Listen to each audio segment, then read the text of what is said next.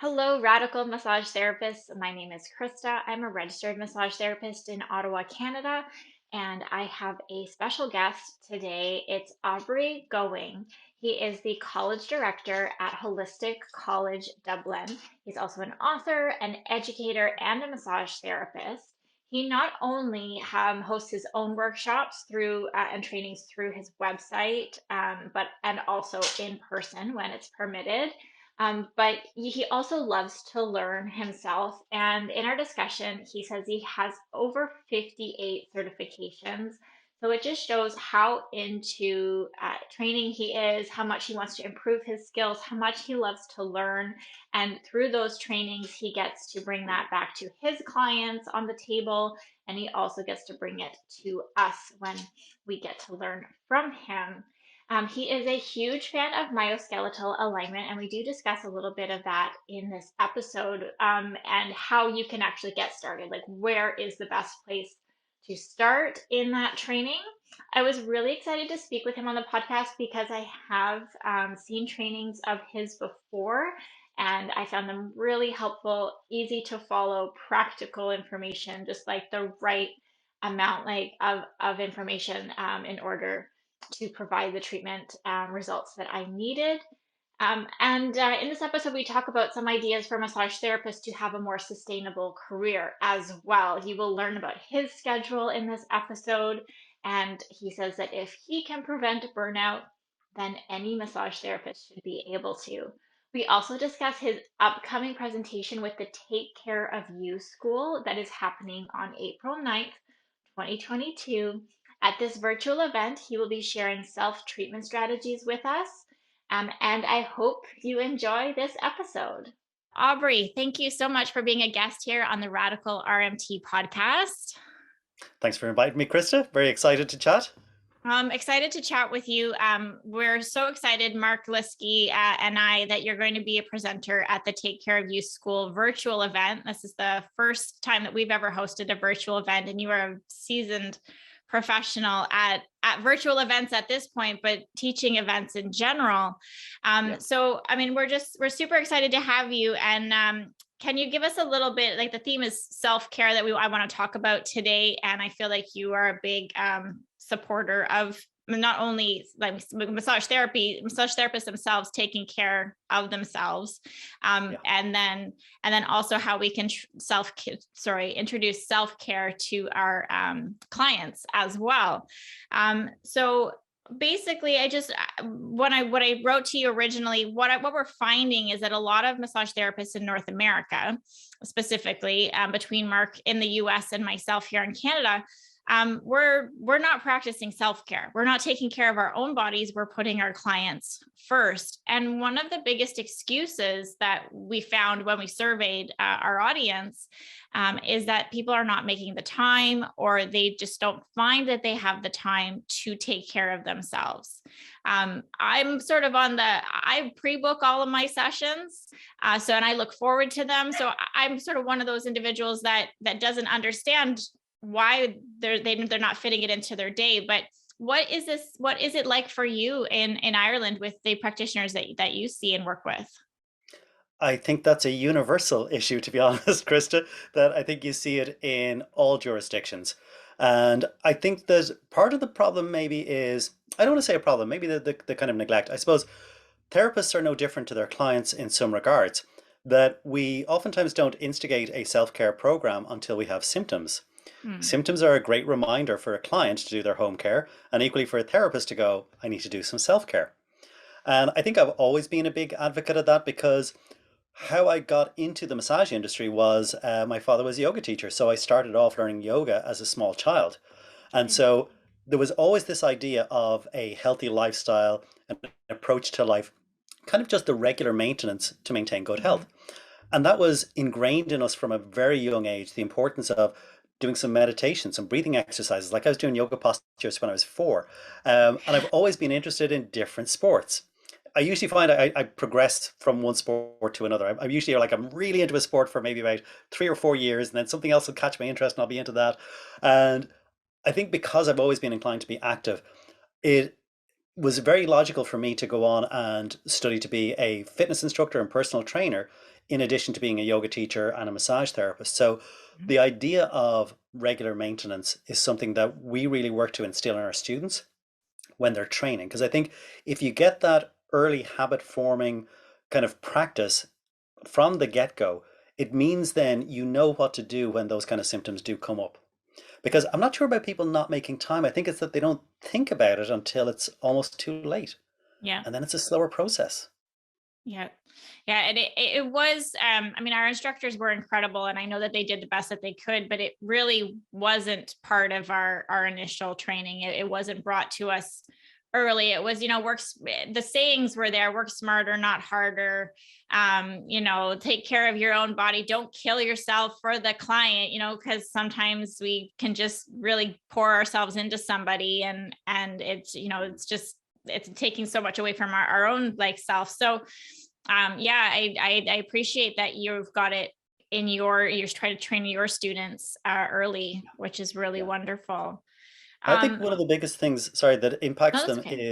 is talking about posture from the get-go. Like on all of our foundation courses, where whether people are learning to do what we'd call holistic massage here, it's kind of like more gentle Swedish massage. I think you guys would probably call it like spa massage, depending on the jurisdiction. Okay. Even in that kind of foundation level, we would talk about correct posture using body mechanics, and literally every class, as we go around instructing on the technique the person is practicing, we're Hmm. also looking at their posture. And from the first day to the last day, we'll be like, tapping their shoulders, drop your Yeah. shoulders a little bit, lean forward, don't drop your chin to your chest. All these kind of things that, again, if the habit is formed early on, I think it's easy to maintain. And I Hmm. think that makes a big difference as well. That okay, self-care, self-treatment is an area that everybody should be doing, but if you're maintaining good practice hour by hour in the clinic, you're doing a lot to help maintain the longevity of your career anyway. Yeah. Yeah, I think one of our excuses is that we fall into bad habits, but you can easily, as you're describing, you could create a positive habit, and your body just settles into that positive posture versus the negative. Can you tell us a little bit about the course that you're going to be teaching at the upcoming event? Yeah, so I suppose it was kind of a natural progression where I've always been really interested in home care for clients. I'd always talk about it being targeted, that you don't spend too long on either self-care or the client doing their maintenance work at home. But what was an interesting turning point for me was actually during some of the early lockdowns where we were doing a lot of our seminars we were doing as either pure virtual because maybe education was closed at some stage, at other times it was hybrid, so we'd have students in the room and people joining us virtually. And what I started to do was I would demonstrate the technique. The guys in the room would see it, and the guys joining us virtually would see it. And then uh, teaching assistants, I work with my sister a lot. My sister would go around the class and she would do the one on one with the guys in the class. And then for the people online, I would be either watching what they were doing because they could be up on screen and we could give them feedback on their posture and placement and things like that. But I would also spend time because some people were just observing. They didn't have a client at home or a Hmm. friend or family member that they were working on. So I started to think in terms of, well, if you're sitting there by yourself, let's adapt this technique so you can apply it to yourself and get the feel of it, get the benefit that you see the value of the technique. I mean, Yeah. most therapists are going to know this, that when you're learning a new technique, particularly one that seems a little bit tricky, there's times when you're kind of going, oh, I don't like this technique. Oh, it's difficult, it's awkward or whatever. And then when it's your turn to get the work done, you go, oh, that's an Yeah. amazing technique. I love that one. That's worth Yeah. mastering. So to get the guys joining us virtually, having that experience of, I want you to feel how good this is going to be, how much it's going to change the tissue texture, reduce pain, improve mobility, whatever it might be. I would actually demonstrate like this is the positioning, this is how you're going to access this tissue for yourself, this is how you will best get leverage. And Yeah. they would then start working on themselves. And I was thinking, this is actually a really important part of therapist maintenance. Hmm. So that's a lot of what we're going to be looking at when we do our virtual presentation. We're going to look at how can you do these different techniques that you maybe already are familiar with, but how Hmm. can you apply them to self-care, self-treatment? Yeah, that sounds incredible. Um, what are some other self-care solutions available to massage therapists, either in treatment? I mean, you're sort of describing a little bit so far what they can do in the treatment room, and then what we can do outside of the treatment room. Yeah.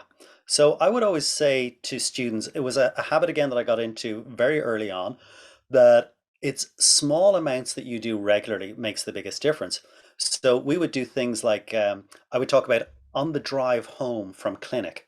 When I'm stopped at the traffic lights, I'm going to do some self-care. I'm going to do some active isolated stretching for my finger flexors.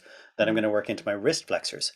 Then I'm going to decompress and mobilize my carpals. That even just doing that at the end of each clinic day Mhm. meant you didn't accumulate the same sort of overuse, repetitive strain type problems. I never had what most therapists will complain of is, aching in their forearms, pains in their shoulders. I did have low back pain for a while when I was a therapist, but I think that was more down to some of the sports I was doing because Okay. I've always been very particular about my posture. Again, probably coming from a yoga type background, that you were aware of body position, you had good kinesthetic awareness, and you applied that Mhm. in clinic. But doing those simple things of stretching the muscles that you're using most, particularly at the end of the day. Some people, there's different kind of methodologies, ideologies about this. Some people would say stretching should be done before activity. Some people would say stretching should be done during or after. I think there's no bad time to do stretching, but the time that it's most beneficial is after you've done activity and muscles have become fatigued, they're kind of chronically shortened. That's the best time to try and stretch, because really the purpose of stretching is to communicate with the nervous system and get it Mhm. to return to the muscle's normal resting length. Right. Because there's a big thing I've noticed in the last 5 or 10 years, that there's nearly a turn away from stretching, Okay. in the kind of rehab, physical therapy, physiotherapy type setting. And yet we all know instinctively that stretching is good. It feels good. Mhm. And oftentimes I think the metric that's being used is wrong, where they will talk about it doesn't actually lengthen the muscle. Yes, you can do developmental stretching. It's very, very slow, takes a lot of time. Mhm. But there is the returning to normal Right. after activity that I think is hard to argue with. That it's not really about some of the things that we previously thought stretching was doing. It's just getting the muscles back to normal, getting them back to what should be ideal tone rather than being hypertonic. Okay. Awesome. And I mean, I just a phrase came to mind, and I know there is no excuse, but you're describing such simple things that we can do, but the simple things are Yeah. not always easy. But the way that you're describing it, it should be. You're saying just on the drive home, you're finished your work day, you stopped at a red light, like just do Yeah. some of these stretches. It's so simple. Yes. So, But I think that's the key to making it happen. Because mhm, again, we come back to this idea of a habit. What type of habit are you working to formulate? right. And I talk about this with clients and with therapists, that the ideal home care is really home care that you can do in about 3 minutes or less. Like I'm a big fan of targeted home care, that once you've done your assessment, you've done your treatment, you're not giving your client 20 or 30 exercises, because even Mhm, if they're the best exercises in the world, they're probably not going to do them. So right. I try to keep it to maybe two stretches and one strengthening exercise. In fact, usually in the first session, I'll give them one stretch. Yeah. If they can show me it properly on the second treatment, then I might show them another stretch or a strengthening exercise. If not, I'm going to help reinforce. I'm going to guide so that they're doing it to the best of their ability, that they're actually getting the most out of it. And Mhm, one of the tips that I oftentimes will share with therapists is to get your clients doing their self-care is video them while they're doing it on their phone. So they okay. can go home and they've got the reminder. So this kind of removes the idea of having excuses. Okay. But the second thing that applies equally to therapists is not only to keep it concise, targeting the specific muscles that are giving you the most symptoms, try and build it into your day-to-day routine. Mhm, So for me, the two muscles that I found tend to tighten up most frequently is my hip flexors and my pecs. okay. So I make a point of every time I'm brushing my teeth, I stretch my hip flexors. So it Yeah. gets done twice a day, sometimes 3 times a day. So it's part of your routine because you're doing your teeth brushing anyway. You're spending that 2 minutes.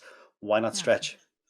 I stretch my pecs when I'm in the shower. I'll take a moment while I'm washing my hair and I'll stretch out my Yep. pecs as well.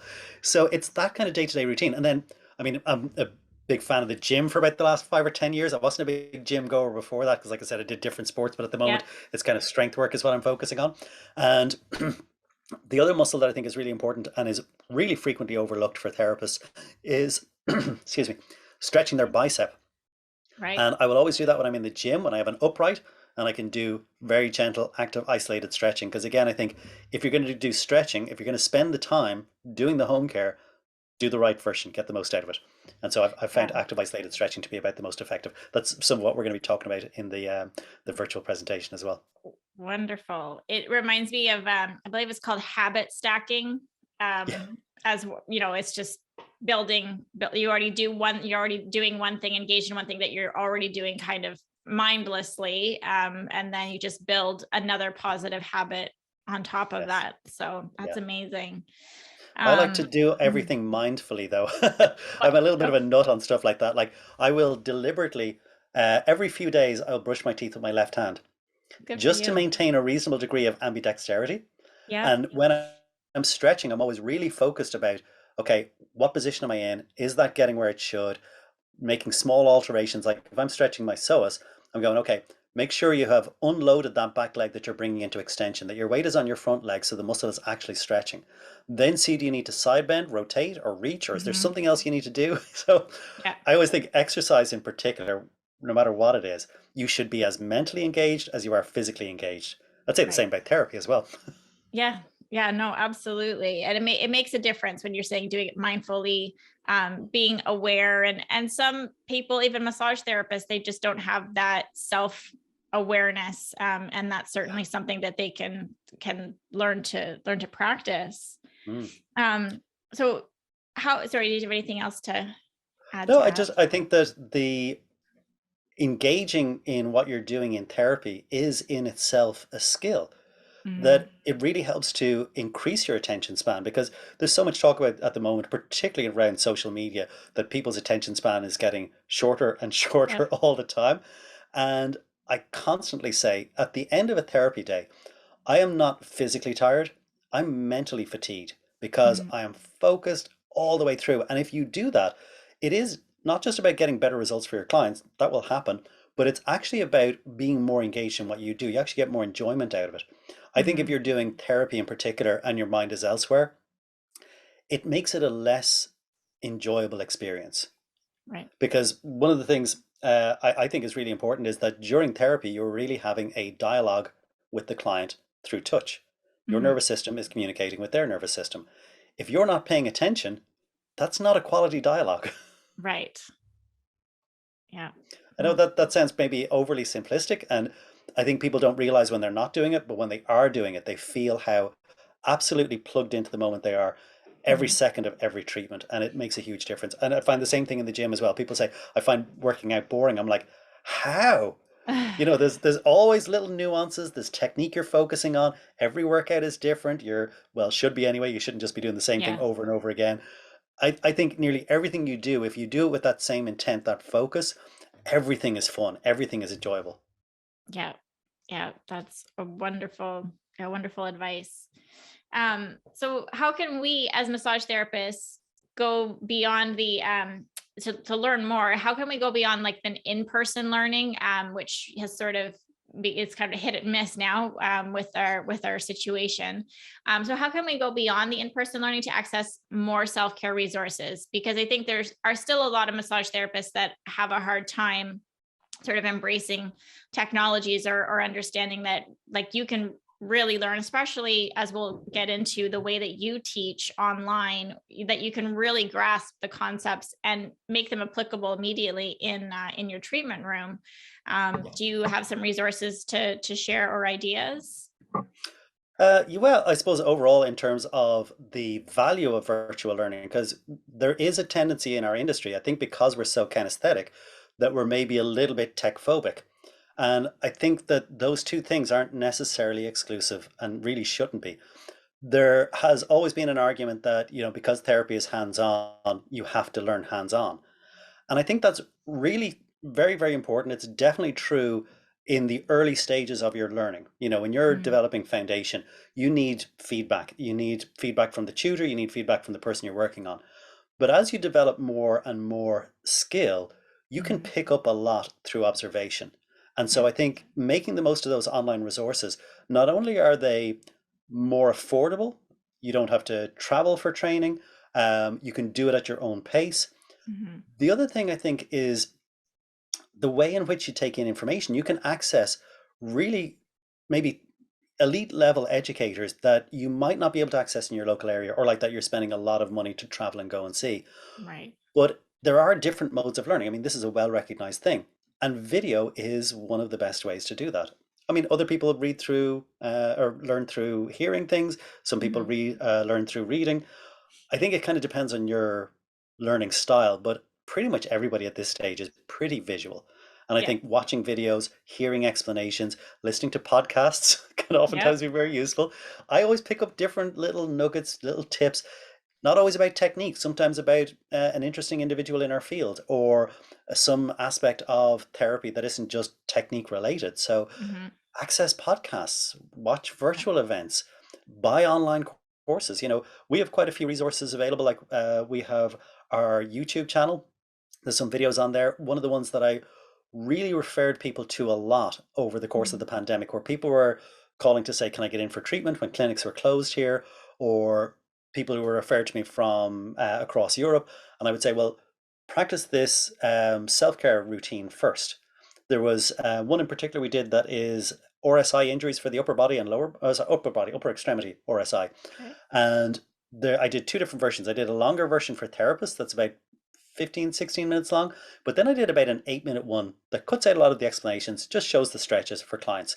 And you're Hmm. basically working on everything that might affect the nerves down into the hand. People are getting kind of tennis elbow, golfer's elbow, carpal tunnel type symptoms, Yeah. where it's neurological rather than tissue stress, but it's mimicking those conditions. So they're stretching each of the potential points of crush between their neck and their fingertips. Yeah. Nice, simple routine. You can practice along with the video, so you're getting instruction, it's being It's like reinforced, real and time. Yeah. yeah, and a great way of again building good habits. Once you've watched it a few times, you start to remember the routine and you can practice it yourself. Yeah. That's wonderful. Can you share the so your the YouTube information? I'll put definitely a link as well, but Yep. just for those who. Holistic College Dublin on YouTube. Okay. So Holistic Okay. College Dublin is the name of myself, my sister's college here in Dublin.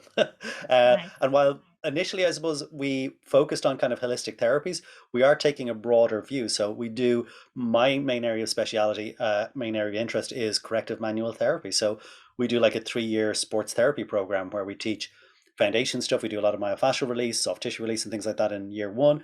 Then they go on and do their second year, they do evaluation of sports injuries, and they do a lot more kind of like neuromuscular type stuff and MET, PNF type stretching, scar tissue rehab, very much kind of an orthopedic massage approach.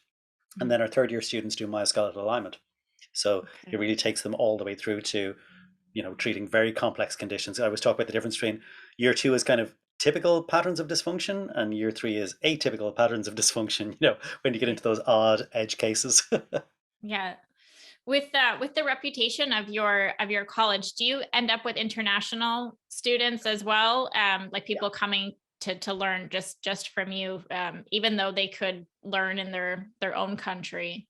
Yeah, very much Yeah. so. We would find about 40% of our students, English is a second language. Oh wow. So we do get quite a few people traveling to study here. Um, and it's interesting, like particularly for our seminars as well, like not just our kind of our diploma courses and certificate courses, but our shorter workshops and seminars. Um, I was talking to somebody, it was a couple of years back, and it was before we started doing virtual. And I was talking to a lady from Hawaii, and she was planning her trip, and she was going, "This is great. I can get in a vacation. I can see Ireland. I can see a bit of Europe, and it's training, so it's all tax deductible, all those Yeah. kinds of things as a write off because I'm traveling for training." Yeah. And I thought, wow, Hawaii is a long way to be traveling from. And literally 2 hours later, I was speaking to somebody else from Wicklow, which is the next county over from where we are in Dublin. And on the motorway, it's probably about a 45, 50-minute drive. And she was saying, "You're kind of far away from me though in Dublin." And I had to laugh. I was going, "Well, try Hawaii." Yeah. So we get a lot of people. We get people traveling from the four corners of Ireland. We get people coming from Europe, um, occasionally across from the UK.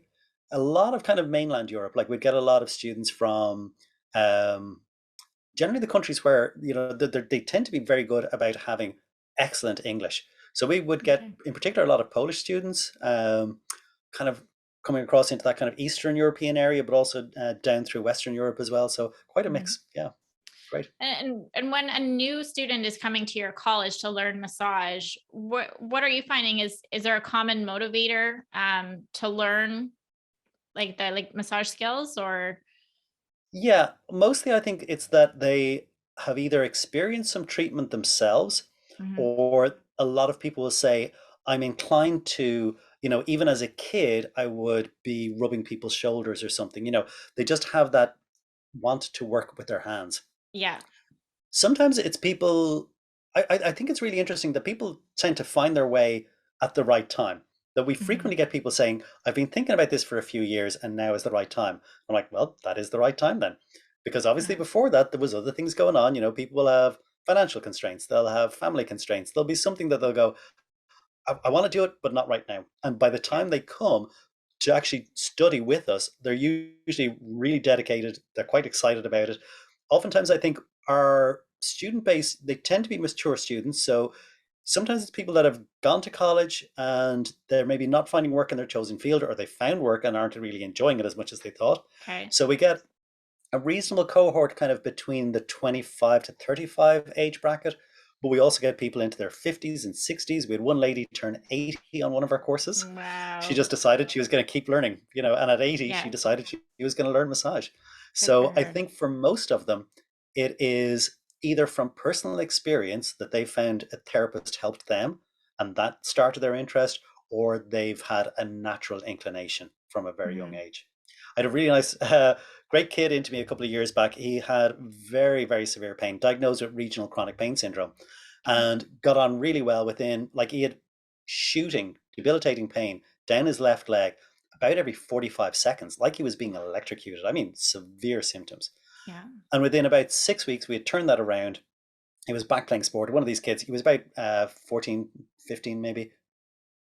I think he was 13 when he started coming into me. Yeah. And sport mad. He would train in, like, he was involved in 4 different school teams. He trained 6 days a week. And you're kind of going, maybe it was a bit of overtraining. But Yeah. by the end of it, he was coming back for maintenance treatment. And last time he was into me, I think he was about 16. And he was saying, I've kind of decided I want to be a sports therapist, which I thought was Cool. nice.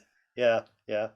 Yeah. So yeah, people come for varying reasons, but all with a really strong interest in massage. And I think that carries them through their training as well, because one of the things we talk about, even at when we do information evenings for people who are thinking about enrolling in courses, and we kind of chat through stuff. Mhm. And one of the things I would say is that you're going to really enjoy these courses. Our dropout rate is almost zero. That That's usually when awesome. people start, they get more out of it than they even thought they were going to. They enjoy Yeah. it more. I think the fact that with bodywork you're getting a lot of treatment as well is, Yeah. is always quite an incentive for people. And I would say we have pretty much a 100% completion rate, because in the rare Awesome. circumstances where somebody has something come up and they can't complete their course, they usually come back the following term. They pick up the classes they missed, they take their exams, they get their certification.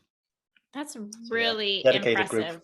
That's Yeah. amazing. I mean, I know for sure, I think my class dropped by 50% by the time we all Wow. graduated. And yeah, between, it was an 18 month sort of fast track program. And Yeah. yeah, for sure, 50% had dropped out. And I think that's probably pretty standard, at least in the years that I was going to Wow. school. And it just at any of the colleges. So that's really impressive. Yeah. Are you finding? I mean, you've obviously attract some really incredible massage therapists, and are you finding that the enrollment is lower, maybe in the last few years, or like pre-pandemic? Did you notice any decrease in enrollment? I feel Not here we're really. starting to notice a little bit of a decrease. Okay. Not really so much here. That I think one thing we did notice was the booking pattern changed, if that makes sense. That normally you'd have kind of a steady level of enrollment for maybe 4 or 5 months before the beginning of term. And then it would speed up a lot in kind of the 2 months coming up to the beginning of courses. And you'd pretty much end up with the number you're expecting from maybe a month out. Whereas we've noticed since the pandemic started, I think people are much more cautious because they think, oh, is my circumstance going to change? Like, not just is the college going to have to go into lockdown or something, but is there a possibility that they may become unemployed or something? So Right. I think the uncertainty has meant people book much later. So it Okay. makes it tricky for us because we're going, I don't know if we're going to be, we're going to have enough people. Now, we almost never have a problem with the course not starting because we Right. don't have a viable number. Most of our courses actually tend to book out by their start date. So now people are booking maybe 3 weeks before a course starts, or Okay. sometimes a week before the course starts. Now, I Okay. do think that the assurances we give people, like I do think the advantage of chatting to people before they sign up for a course is invaluable because we said from the very start, once the pandemic kicked in, they told us in Ireland initially we're going to close for 2 weeks to flatten the curve. Everybody looks Yeah. back at that now and laughs and goes, two Yeah. weeks, really? So we had courses that were literally due because we have an intake in the September, October time and again in kind of the March, April time. So the courses that were due to start in March, they were literally due to start the week that the very severe lockdowns happened. And we Mhm. said, okay, we're going to push courses back a month. And from then on, we kind of said to people, we have the option that we will do some virtual if education has to stop, but we will only do virtual for 4 weeks. If it continues beyond that, we'll pause, we'll push dates out. And I think because everything was in flux, people tended to respond very well to that. They Yeah. didn't get overly upset. I think in normal times, if that kind of thing was happening, the classes were constantly getting rescheduled, it'd be very disconcerting for students. But Yeah. in the current environment, people are kind of going, yep, what can you do? Yeah. Constant rolling changes, it's unpredictable. And there was only one term.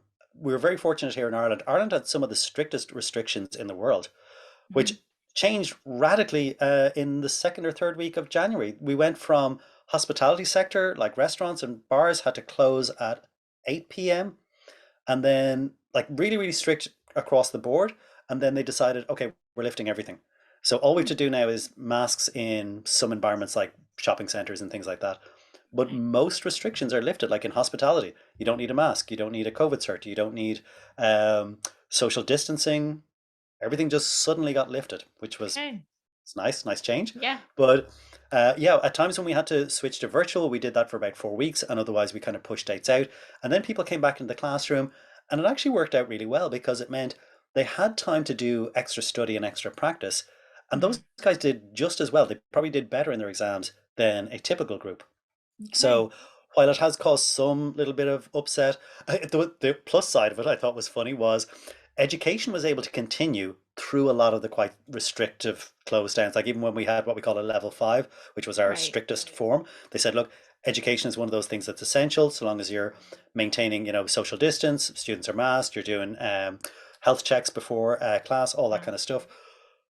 Education was able to continue, but we had a 5 kilometer travel restriction for almost 3 months, which was pretty Right. severe. It was tough on people. Yeah. But we were able to issue our students letters to say you're traveling for college. So people kind of thought, woohoo, I've got this Yeah. special free pass. It's like having a superpower. I can travel further than 5 kilometers when no one Yeah. else can.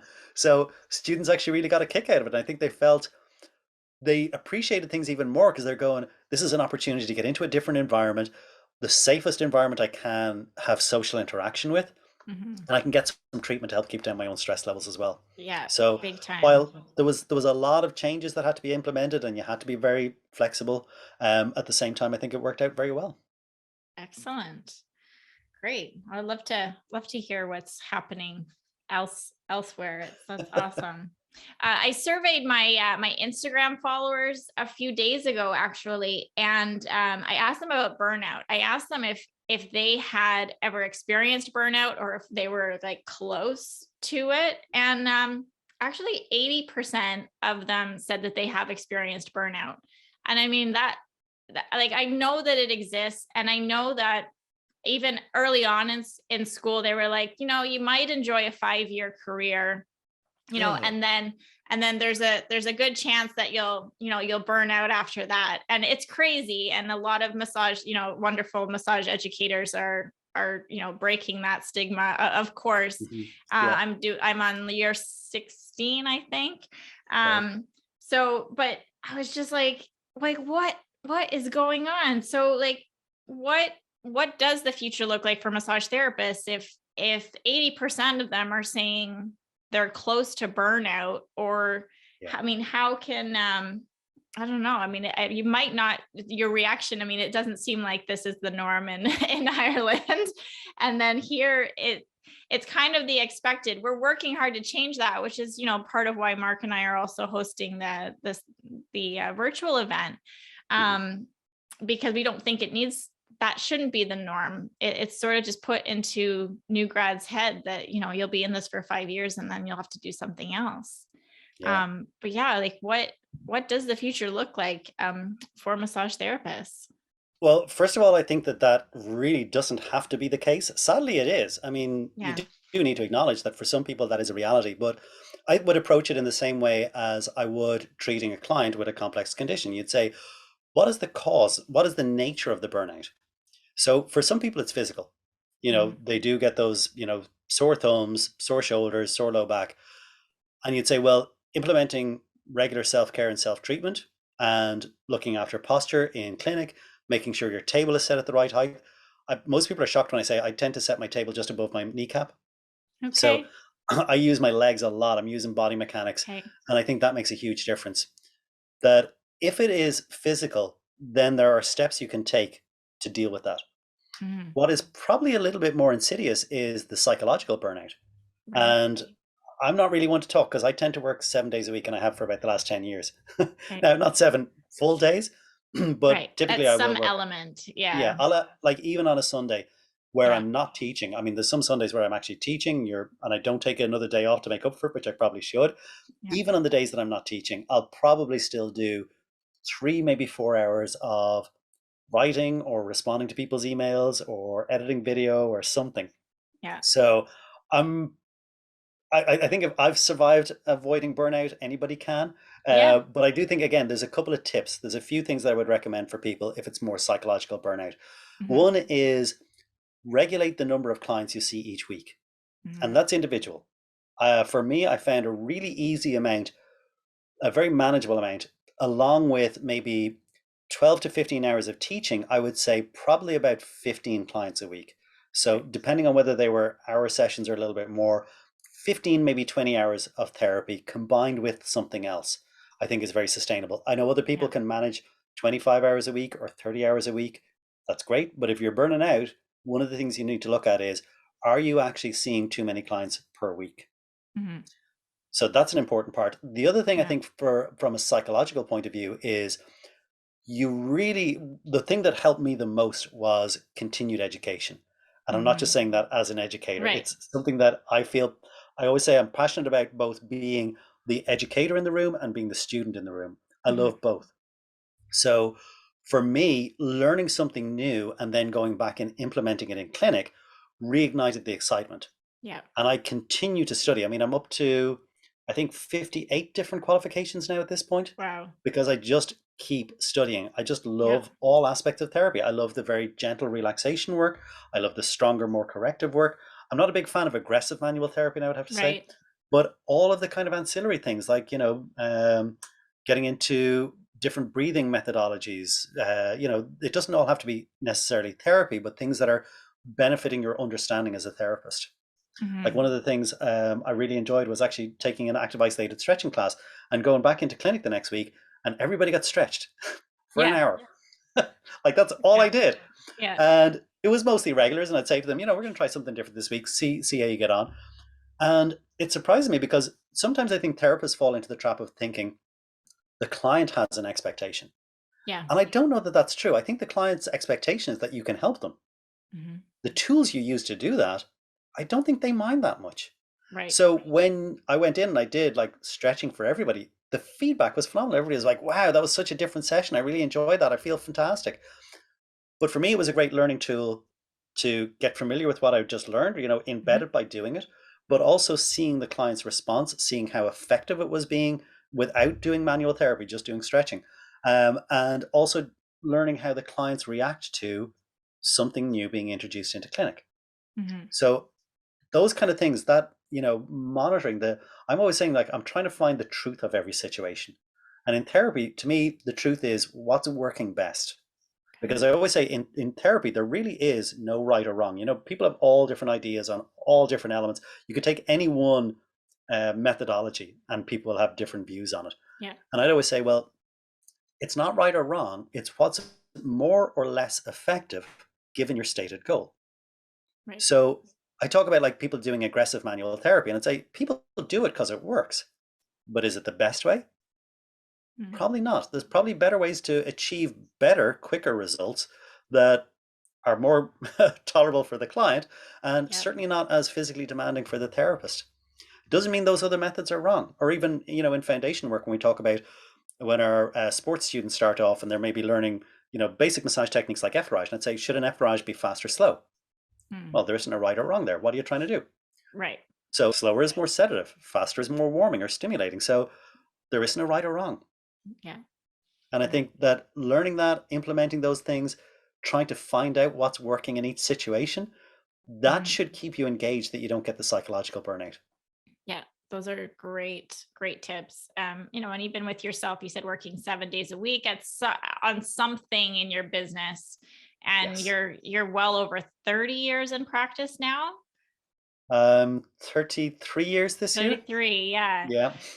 So, like that, just shows some proof. Like as you said, if I can avoid burnout, then anybody should be able to avoid burnout. And you really do Absolutely. truly, I know, like you're truly fulfilled by your work. And I think that that makes a huge difference as well. Absolutely. Amazing.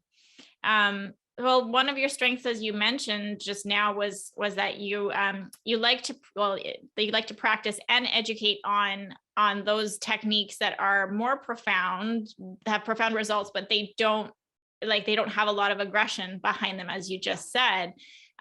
So like how are you achieving what are some of your favorite techniques to, that are easier on the therapist and getting better results for the client? Yeah. So it's kind of a combined approach, but one of the things that I found most profound, and this was working on somebody who came in with such severe back pain, I mean, like literally quivering on the table, that when I would try to apply, this is back in the day when I used oil. I don't tend to use oil on my treatments now, but I'd go to apply oil and they were like, oh, oh, their back was Oh, locking up, the muscles, the erectors were going into spasm. You could see them pop up.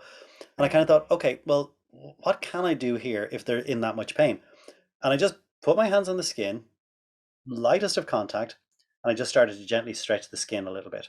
Mm, And then I started to do like just gentle compression and decompression, this kind of like rolling on and off, going down to just the point that you felt some resistance within the tissue and then backing off and pressing again and backing off. And what really surprised me was after about 15, maybe 20 seconds, I could start to feel tissue refill. You could feel that mm, capillary refill, or I'd say tissue refill because it's not necessarily just capillaries. You could actually feel that when you let go, fluid rushed in and the tissues actually plumped up to meet you. right. And the sensitivity dropped really quickly. That by the second session, I was working with my forearm up that same client's back. And I've Mhm. applied that over the years, and it's one of the weird ones to teach because it's not even really a technique. It is an Mhm. approach that you aren't just like sitting on the skin. Because some people will say, look, is there much point in just faffing around on the surface if the problem is in the deeper tissues? You need to go more deep. But I would say that you're going to press until you meet that surface of resistance. Mhm. If you do that and then you pump, sensitivity drops enormously. And proof of this, I think, is it's not just about pain. I've really noticed this a lot where clients have ticklishness, ticklish Mhm. feet, ticklish tummy, ticklish auxiliary area if you want to work Yeah. subscap or something. And I'd always say, okay, well, I'll start. How far away do I need to go that it's not ticklish? Okay, it might be all the way down at waist level. And I'm going to start pumping and stretching the tissue there. Then I find I can move up, pump and Mhm. stretch, and I move up. And usually within maybe 2 minutes, I'm in the auxiliary area. And the Cool. person's kind of going, how are you doing that? I'm normally incredibly ticklish. It blows people's minds. Right. It's the hard thing to teach is that it seems too simple. That for people to try and get, and that Yeah. like most people, they'll go too fast or they'll go too aggressively with it. I'll say, it's not CPR. You're not trying to resuscitate the person. It is just meeting the depth of the tissue and letting go. And this comes back to the same thing that I mentioned earlier about therapy is really having a dialogue with your client, a dialogue through Mhm. touch. And what I mean by that is most of the changes that we see in clinic are through actions of the nervous system rather than the local tissue. Mhm. So when we think of, oh, I've released that muscle, I've gotten rid of that adhesion, I've increased length, almost all of that is through nervous system response. And so I'd say aggressive manual therapy is like kicking down the door. You're barging your way in and go, I need to get to this tissue and I'm going to work it. And you're disregarding the client and their nervous system. And a lot of this Right. is completely subconscious. I would say this approach is like knocking on the door. Hmm. If you talk nice to the body in this dialogue, it will invite you in. There is no Hmm. resistance. And this is how it becomes less aggressive for the therapist as well as the client. Because I always say, if hurting the client actually yielded better results, I'd go, okay, let's just find a good way to do that. But the Okay. fact is, this actually works quicker and more completely. Yeah. So instead of you pushing in aggressively, because if you do, the client's defensive mechanism is going to kick in. They're going to go, you are not an invited guest. You are not Hmm. here to help. It doesn't feel like it anyway because you're hurting me. So they Yeah. tense up. And as a result, most therapists will then increase the force that they're using, and the client Yeah. tenses even further. And so you get to this point of diminishing returns where you're not getting any deeper, but you're crippling yourself. This Yeah. is where you start to irritate the linings of your joints. You start to stress out your tendons. You start to irritate your ligaments. Yeah. There's no need for it. But instead, if you gently pump your way down through the tissue, it softens incredibly quickly. Areas that are too painful to work or too ticklish to work become workable within about 30 seconds. That's So if I'm awesome. doing a technique like a myofascial release or a soft tissue release or something, and I don't feel I'm getting a response, I'm going to go, hey, slow down, pump, Mm. ask for permission. I don't Hmm. think of it quite in those terms. I think of I want to rehydrate the tissue, I want to mobilize the layers of fascia, but ultimately what I'm doing is I'm letting the body go, okay, it's up to you when you respond. Because I say this to students, we'd say, you're going to pump for 30 seconds. And I said, now are we really going to pump for 30 seconds? No, not really. What we're Hmm. really going to do is we're going to pump until the body responds, until we feel a softening in the tissue. We feel that plumping up of tissue. You may feel it like in some muscles, like psoas can feel like an over pumped bicycle tire. It's like somebody lets a little bit of air out of the tire. It just Okay. softens a little bit. So what you're looking for is signs of tissue change, tissue Hmm. texture change, or the client reporting less sensitivity. And then you move on. The 30 seconds is kind of a guide. Yeah. If we wanted to put a number on it, it'd be around that, but really you're waiting for the body to respond. Yeah. If you do that, I even find with things like trigger points, controversial kind of topic. Some people love it, some people hate it, some people say there are no trigger points, other people are like Mhm. everything is trigger points, it's the most important. I've haven't worked a trigger point in clinic in probably 15 years that is more than 4 out of 10 or that has Mhm. referred. Right. Because if a trigger point is rating more than 4 out of 10 or it's sending along its recognized refer pattern, I'm going to stop and I'm going to pump that tissue. I'm going Okay. to stretch. That goes a long way because you think about it, what causes trigger points to develop? These motor end plates become dysfunctional because of ischemia. Mhm. If Mhm. you pump the tissues, you go a long way towards alleviating the ischemia. So now the trigger point is more responsive and less painful and doesn't refer. Mhm. So you yield quicker results with less force. I'm never breaking my fingers and thumbs. I'm Right. like 33 years in the business. You can't hear that on the microphone, but there's no cricking or cracking as I move my fingers and wrists Yeah. because I'm not doing aggressive manual therapy and I'm doing my maintenance as well. Yes. Um, that to me is probably one of the most fundamental seismic shifts that is taking place in my treatment in the last 15 or 20 years is literally just taking the time to pump those tissues because you got to try it to see. You talking Yeah. about it doesn't mean very much. Try it next time you're in clinic, anybody Yeah. listening, and you'll find if you're slow in your patient and you push in until you meet some resistance, and then you're barely backing out of the tissue. I mean, the amount of pump is tiny. It Mhm. is compressed down to the point of resistance and back off maybe 20-30% and press again. Back off just slightly. You're not coming out of depth. You are still down at that level of dysfunction, Mhm. but do that. Close your eyes, pay attention, tune into your kinesthetic sense, remove the visual distraction and see with your fingers, and you will notice those changes taking place. And then go back to doing the technique you were doing previously and see, is the tissue more responsive, less sensitive, whatever it might be. You're going to notice positive improvement. That's awesome. And Yeah. I love the reminder as well that it doesn't have to take that long. I think when we think back to those more superficial, like I'll call it a superficial technique, Yeah, that we think that you have to do that for 30 minutes to warm up the tissue before then we get in. So it's a wonderful yeah, reminder. And I think that's why the therapists who do love to get in aggressive is because they think that it's just you're shortening, like I'm just getting in there faster. yeah. But as you've described, that's not the case. I think that's amazing. I can't wait to try that Well, in clinic. the biggest thing for me, what I've seen in it, the biggest difference is not only shortening the time that it takes you to get into deeper tissues, but the time for resolution of the client's symptoms. That, in the first 10 years of my practice, somebody coming in with back pain, it might take me 6 weeks, 6 sessions to really see significant improvement. By the time I was about 15 years in, I'd say I was probably getting similar results in 3 to 4 sessions. Now Awesome. I would say most of the time I'm getting that in one session. In the Okay. last 10, 15 years, it's generally one session that you have either significantly reduced or eliminated the client's initial pain symptom. Mhm. I'll also always still do a second and third treatment, both to reinforce and to really regain function, because you won't always regain function, but you should be able to dramatically reduce the client's pain, really in one session with that simple application. Okay. Love it. One of your strengths is myoskeletal alignment, Yes. and I know that that's one of your favorites. Can you Yeah. describe a little bit about the technique, and then where is the best place to start? It's certainly something that I'm curious about. And then you go to the website, and I just kind of go, where, like, Yeah. which one should I do? Yeah. Can you give us some background? Sure. Well, one of the things that I love most about myoskeletal alignment is it really does, I think, target the three primary tissues that we need to work as therapists. And I'm not going to say massage therapists because it is a little bit more broad than that. That we need to be working the soft tissues like muscles, tendons, ligaments, and so on.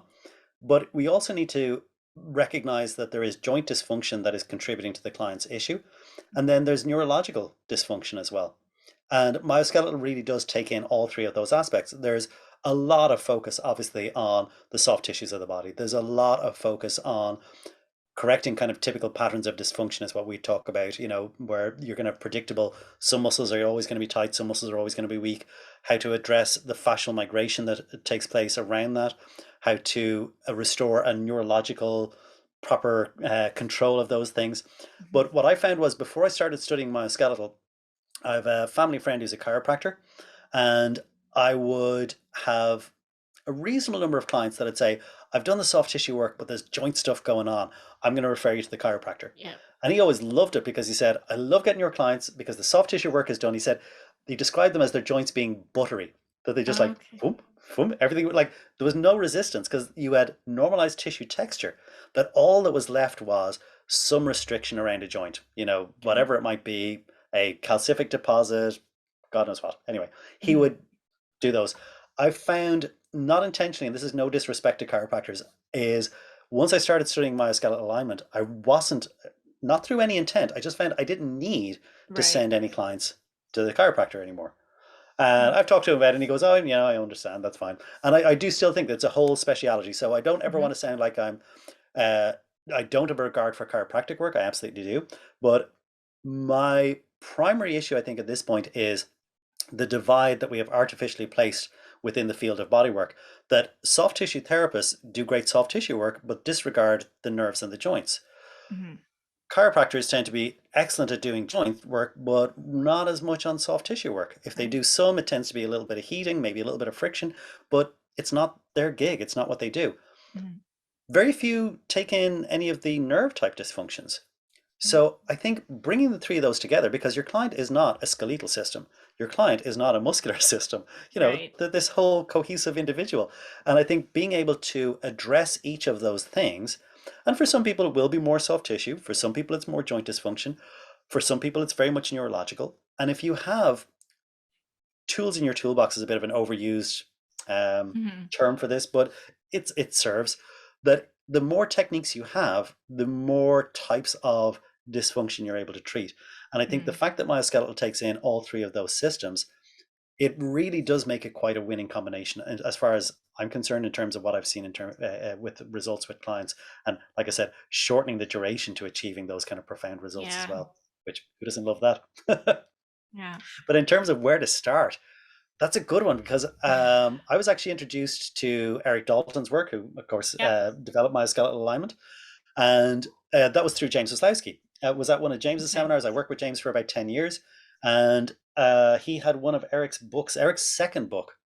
And when I got it, I was like, you know, the way I don't know about most people. I read a lot. I'm a big reader, but therapy books, I don't know. I kind of pick them up and put them down. I Mhm. don't read them straight through the way I would with other types of books. Like I read everything. Like I read stuff on. I'm currently reading something. I'm wading my way through on the periodic table. It's actually very interesting. That's all the Okay. different elements and the interesting thing. Like simple thing. Most people don't realize calcium is a metal. Oh, right. Yeah. Yeah, and that has Yeah. important implications because bone spurs, when they're in the body and they're calcific deposits, are really soft. They can break up really easily. But when they do surgery or dissections, as soon as they expose that area to oxygen, Yeah. calcium is a highly oxidative metal. So Mm. it goes really hard, and people think bone spurs are like bone. Whereas they'd say the Right. analogy is comparing bone spurs to bone is like comparing tin foil to metal.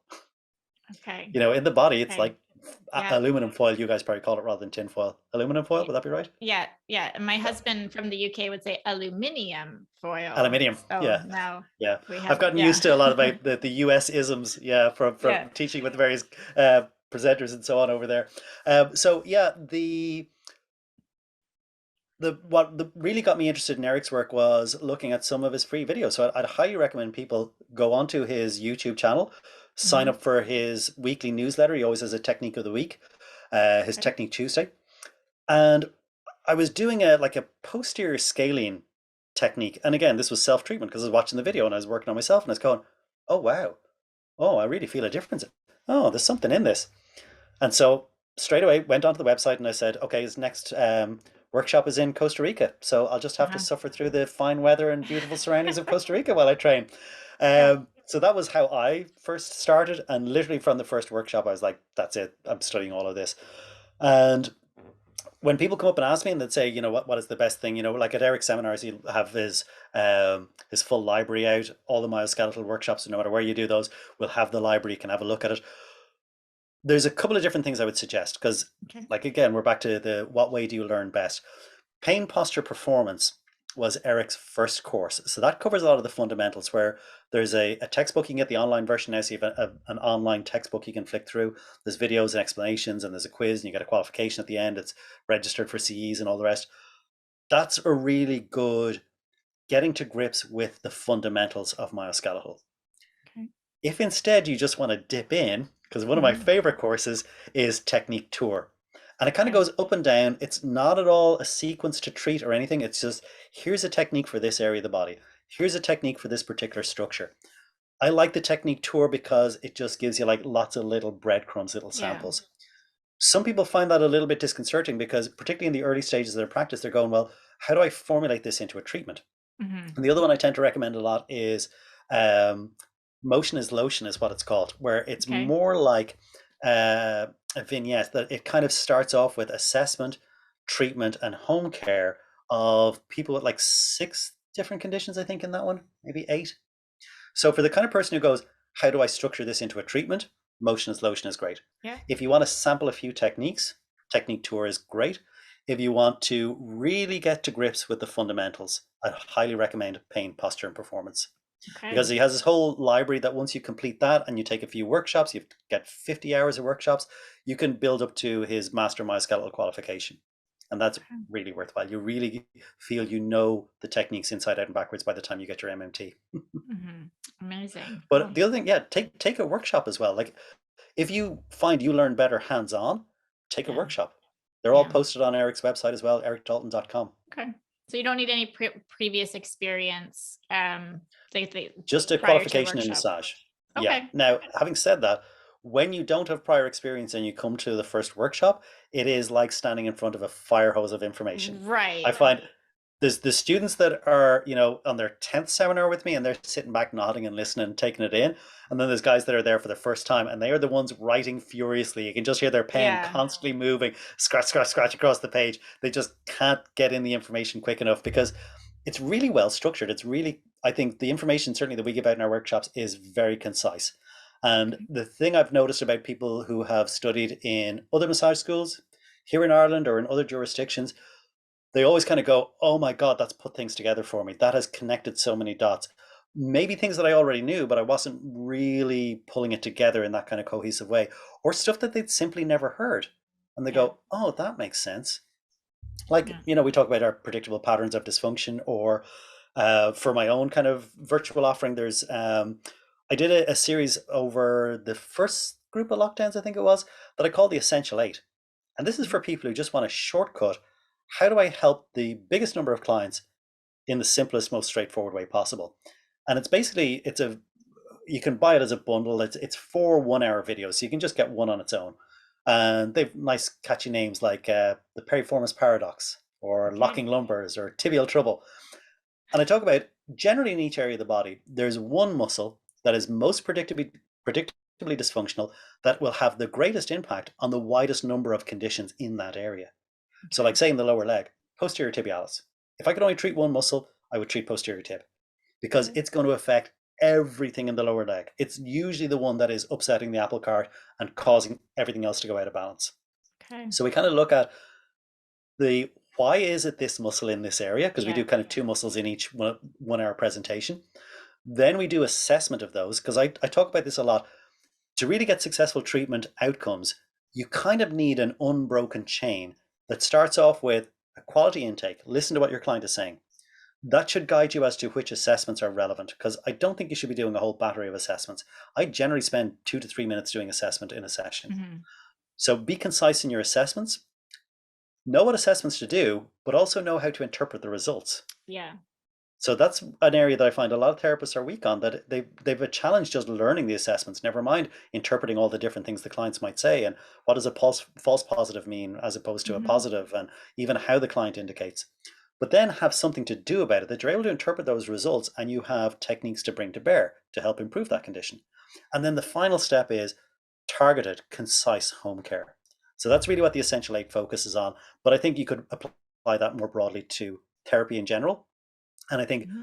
what myoskeletal will give most massage therapists is that kind of understanding of how to mobilize joints. It's not manipulation. You're not getting Okay. into, other fields like Yep. osteopathy or chiropractic work or anything like that. It is simple, general mobilizations that can make profound differences. I oftentimes give Okay. an example of this as one of my clients is my dentist, which is great because, do a trade. Yep. But she had difficulty. She had a contracture in one of her fingers since she was a child. She had an accident and she damaged tendons. And it made it a very tough journey for her to train as a dental practitioner, because Yep. she had difficulty with strength and trying to hold the tools, and she had to train to be a dental nurse first and then a dental technician before she could actually become a qualified dentist. And I said, oh, give me a look at that finger. And we did some soft tissue work in the forearm, and then we kind of mobilized the joint, and it gave a couple of good crunches. And then she opened the finger and she was like, she actually like looked at the other hand and went, oh, baby's hand. Oh, no, it Yeah. is that hand. Like she like literally couldn't Ah. believe she was going, that, because she said that's been like that for 50 years. Wow. And it was moving the joint through all of the planes of motion, rather than going, it won't extend, let's force it. Most people go, let's try Okay. and get it to extend. And we said, Yep. no, let's instead translate the joint. Let's do an anterior posterior glide. Let's do some rotational work. And literally, I would say the whole treatment was maybe 5 minutes, but the part on joint mobilization was maybe two. Yeah. And that was it. After 50 years, a finger that hadn't been straightening was now straightening. Instead Wow. of, getting tendons cut and using the loose, using the Yeah. loose, yeah, you losing the use of your finger. Yeah. She instead had, yeah, full function again. Amazing. So Incredible. that's why I'm so enthusiastic about myoskeletal alignment. I mean, the results can just be mind blowing. Yeah. And again, not to take from other therapies, there's amazing therapies out there. Of course. Of course. But yeah, I just wanted to hear your explanation and your recommendations because it is such a strong part of your Yes. practice. Yeah. Um, well, I appreciate your time. We are at like that 1 hour mark, and I do want to let you get on with your evening. Yes. Um, is there anything else you'd like to close out with today?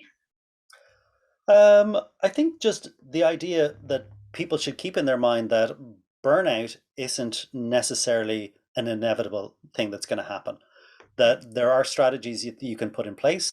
I think your virtual event is going to be great for that. It's going to give people a whole spectrum of insights from a lot of different healthcare professionals from varying different backgrounds. And I think Right, if they start to empower themselves by implementing some of those things, they should never reach burnout. And I hope right. the key takeaway that they'll take from this is if you're doing a technique and you're being too aggressive, dial it back. You're not really helping anybody if you don't help yourself first. I say to students and say, think about the difference between jogging and sprinting. Do you really need to sprint? Or would you be better off jogging so you can actually maintain for a lot longer? Yeah, So don't kill yourself, folks. just jog. That's great. Yes. Amazing. Well, thank you again for joining me on the podcast. It was a pleasure to meet you virtually, and I do hope to one day see you in person at a workshop or on a visit to Ireland. Yes. Well, we're not announcing it just yet, but we're Okay. hoping to have a big event here in Ireland in August. Okay, that's So exciting. stay tuned. Maybe by the time this airs or by the time we're doing the virtual event, I can actually give out news on that instead of just a teaser. Okay, But we are going to have a big event coming up in Ireland in August. So stay tuned. wonderful. Excellent. Well, have an awesome day. Thanks, Kristen. Thanks for having me on. Really appreciate it.